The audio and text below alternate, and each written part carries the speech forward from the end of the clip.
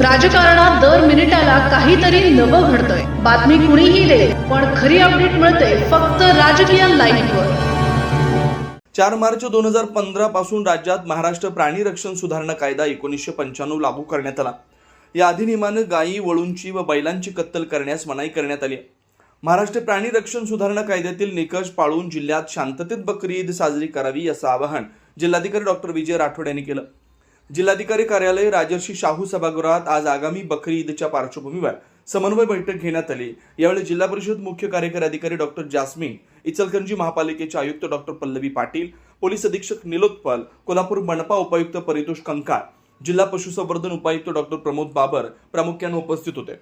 जिल्हाधिकारी म्हणाले, कत्तलखान्याच्या अनुषंगाने डेटाबेस गोळा करण्यात यावा, तसेच नदी नाल्यात प्रदूषण होणार नाही याची काळजी घ्यावी। त्याचबरोबर कायदा व सुव्यवस्थेच्या अनुषंगाने पोलीस विभागाने दक्षता घ्यावी असे निर्देश त्यांनी दिलेत। जिल्ह्यातील 8 इंटरस्टेट बॉर्डर चेकपोस्टच्या ठिकाणी पशुसंवर्धन विभागाने नोडल ऑफिसरची नियुक्ती करावी असे निर्देश जिल्हा पोलीस अधीक्षक निलोत्पल यांनी दिलेत।